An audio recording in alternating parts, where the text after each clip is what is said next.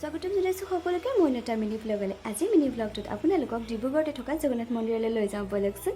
এনেকৈ বাহিৰতে চেণ্ডেল থৈ আমিও হাত ভৰিকেইটা ধুই ল'লোঁ। এইফালে আকৌ সোণটোও আহি হাত ভৰি ধুই ল'লেহি। তাৰ পাছতে মই আকৌ চাকি ধূপৰ থাল এখনো লৈ ল'লোঁ।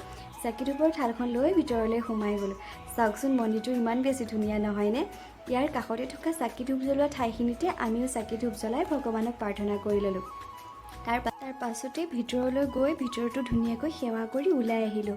ওলাই আহোঁতে আকৌ গেটৰ সন্মুখতে দেখিলোঁ এই ৰথখন হেনো জগন্নাথ মন্দিৰৰ ৰথ যাত্ৰাৰ সময়ত ব্যৱহাৰ কৰে। চাওকচোন ইমান বেছি ধুনীয়া নহয়নে এই ৰথখন? তাৰ পৰা ওলাই আমি এই ধুনীয়া ৰাস্তাটোৰেদি আগবাঢ়িলোঁ। ৰাস্তাটোৰ আকৌ বাওঁফালে আমি সৰ্বানন্দ সোণোৱাল ডাঙৰীয়াৰ ঘৰকেইটাও দেখা পালোঁ।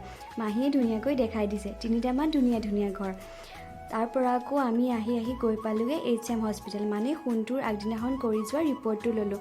লৈ পেলাই আকৌ মাহীৰ হস্পিটেল মানে অসম চিকিৎসা মহাবিদ্যালয়ত সোমালোগৈ। তাতে গৈ ডক্টৰজনক আমি ৰিপৰ্টটো দেখাম। আৰু এইখনেই হৈছে অসমৰ প্ৰথমখন চিকিৎসা মহাবিদ্যালয়। চাওকচোন ইমান বেছি ধুনীয়া আৰু ডাঙৰ, লগতে ইমান বেছি ক্লিন।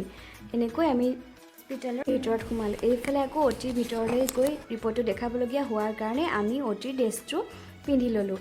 মাহীও ৰিপৰ্টটো হাতত লৈ ভিতৰলৈ সোমাই গ'ল। এইফালে আকৌ দেখা পালোঁ হাৰ্ট লাং মেচিনটো, যিটো নেকি অ'পেন হাৰ্ট চাৰ্জাৰীত ব্যৱহাৰ কৰা হয়। এইফালে ৰিপৰ্টটো দেখাই আমি আৰু মই চেঞ্জিং ৰুমত ড্ৰেছটো চেঞ্জ কৰি ল'লোঁ। তাৰ পৰা আহি দুপৰীয়া ভাত খাই মেলি আমি আকৌ গ'লোঁ আবেলি বগীবিল ৰিভাৰ ফ্ৰণ্টলৈ বুলি, যিখন নেকি বগীবিল ব্ৰিজৰ তলতেই আছে। এইফালে ব্ৰহ্মপুত্ৰ আৰু লগতে বগীবিল দলংখন সন্ধ্যা সময়খিনিত যে ইমান বেছি ভাল লাগিছিল। এইফালে টিকু আৰু সোণটোৰ চাওকচোন ফটো ছেশ্যন চলি আছে। ময়ো ধুনীয়াকৈ 2টামান ভিডিঅ' কৰি ল'লোঁ। তাৰ পাছত আকৌ আমি খাবলৈ বুলি ৰিভাৰ ফ্ৰণ্ট ৰিজৰ্টখনৰ ভিতৰলৈ সোমাই গ'লোঁ। ভিতৰতো বহুত বেছি ধুনীয়াই আছিলে, কিন্তু খোৱা বোৱাতহে অকণ খেলি মেলি পালোঁ, মানে তেওঁলোকৰ ফুড ডেলিভাৰী দিওঁতে বহুত সময় লাগি গৈছিলে। আকৌ লগ পাম দেই নেক্সট মিনি ব্লগত, তেতিয়ালৈ বাই।